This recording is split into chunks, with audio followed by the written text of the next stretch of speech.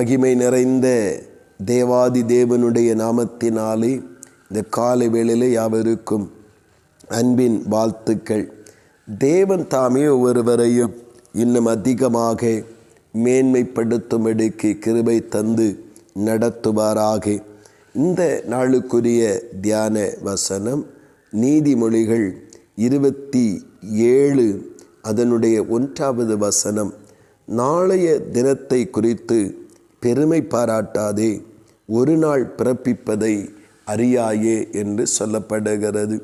இன்றைக்கு மனித வாழ்விலே இன்றைக்கு இந்த வசனத்தோடு கூட தொடர்பு படுத்தி பார்த்தால் அதிகமான மனிதன் நாளை அடுத்த நாள் என்ன, அடுத்த மாதம் என்ன, அடுத்த வருஷம் என்ன என்கிற காரியத்தை முன்னிறுத்தி அதிகமான கவலைகளையும் பாரங்களையும் உடைய மனிதராக மாற்றப்படுவதை நாம் காண முடிகிறது.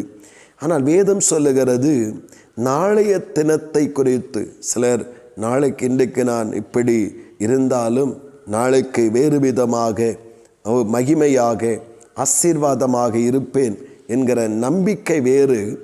ஆனால் நாளை குறித்ததான மேன்மையும் பெருமையும் உள்ளவர்களாய் வாழ்ந்து கொண்டிருப்பது வேறு.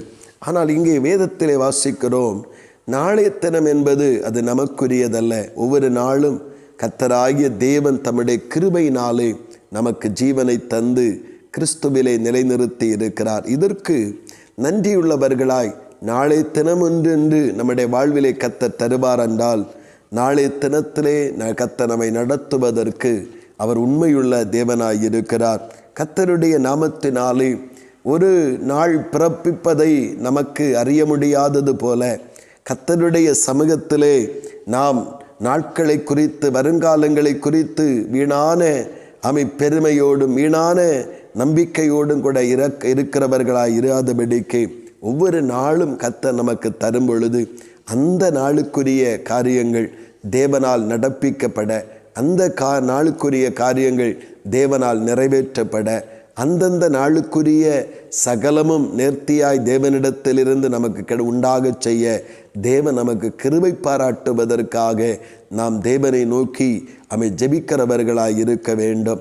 நாட்களை குறித்து பெருமை பாராட்டி வீணான சங்கடங்களுக்குள்ளே பலர் சிக்கிக்கொள்ளுவதையும் நாம் காண முடிகிறது. வருங்காலங்கள் அப்படி இருக்க வேண்டும், இப்படி இருக்க வேண்டும் என்று சொல்லி தங்களுடைய வாழ்வினுடைய நிலைகளை தாண்டி அங்கே பலவிதமான நெருக்கடிக்குள்ளாக்கப்படுவதை நாம் காண முடிகிறது. ஆனபடினாலே ஒவ்வொரு நாளையும் கர்த்தர் நமக்கு தருகிறார் என்றால் அந்தந்த நாளுக்குரிய காரியங்களை கர்த்தர் நமக்கு நிறைவேற்றி தருவதற்காக, செய்து முடிப்பதற்காக, ஒவ்வொரு நாளும் நமக்கு சுகபலன் மகிழ்ச்சி சந்தோஷம் உண்டாகும்படி கர்த்தருடைய கிருபையினால் நம்மை நிரப்புவதற்காக கர்த்தரையே சார்ந்து கொள்ளுவோம். இந்த நாள் தந்தார் என்றால் கர்த்தரே தந்தார் என்று சொல்லுவோம். நாளை தினத்தை கர்த்தர் தருவார் என்றால் கர்த்தரே அதை செய்தார் என்று சொல்லுவோம்.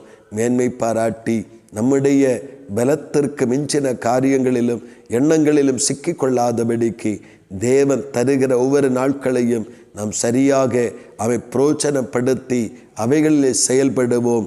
ஒவ்வொரு நாளும் சிறப்பானதாகவும் ஒவ்வொரு நாளும் மகிமையானதாகவும் ஒவ்வொரு நாளுக்கு நாள் விருத்தியடைய நன்மை உண்டாகிறதாயும் தேவ நாட்களை நமக்கு ஆசீர்வாதமாக்கி தருவாராக. ஆமீன், ஆமீன். செபிப்போம். அன்பின் பரலோகத்தின் பிதாவே, நல்ல இந்த காலை நேரத்திற்காக உமக்கு ஸ்தோத்திரம் அப்பா. இன்றைக்கு மனிதன் பிள்ளை பிறந்தவுடனே குடும்பத்திலே ஆண்டவர் சில காரியங்களுக்காக திட்டமிட்டு அந்த நாட்களை குறித்து பெருமையோடும் ஆண்டவரே மகிமையோடும் நடத்த வேண்டும் என்று பலவிதமான தீர்மானங்களை பண்ணுகிறான். ஆனால் மனித வாழ்வு என்பது நிலையற்றது. நாளை தினம் என்பது மனிதனுக்குரியதல்ல. கர்த்தர் தந்தால் அந்த நாளுக்குரியதை கர்த்தர் நிறைவேற்றவும் அல்லவராய் இருக்கிறீர் என்கிற தெளிவோடு கர்த்தர் தருகிற ஒவ்வொரு நாளும் ஒவ்வொரு மணி நேரமும் ஒவ்வொரு நிமிடமும் கர்த்தரால் ஆளுகை செய்தப்படு. கர்த்தருக்கு மகிமை உண்டாக. ஆண்டவரே, எங்கள் வாழ்வும் நன்மையும் ஆண்டவர் கிருபையும் உறைந்ததாக செழித்தோங்க கர்த்தர் அனுக்கிரகம் செய்யும். ஆண்டவரை வீணான நம்பிக்கை உள்ளவர்களாய் எங்கள் ஆண்டவரை வரும் காலங்களை குறித்து பயத்தோடு வேதனையோடு நாங்கள் வாழ்கிறவர்களாய் அல்ல, கர்த்தர் எங்களை நடத்த அனுதினமும் நடத்த உண்மையும் வல்லமையும் உடையவர் என்பதை தெளிவாக அறிந்து கொண்டு அர்ப்பணித்து வாழ, கர்த்தர் நன்மைகளை அனுபவித்து வாழ கர்த்தர் உதவி செய்யும். அப்படி நீங்கள் செய்கிறபடியாய் ஸ்தோத்திரம். இயேசு கிறிஸ்துவின் மூலம் செபிக்கிறோம் ஜீவனுள்ள நல்ல பிதாவே. ஆமீன், ஆமீன்.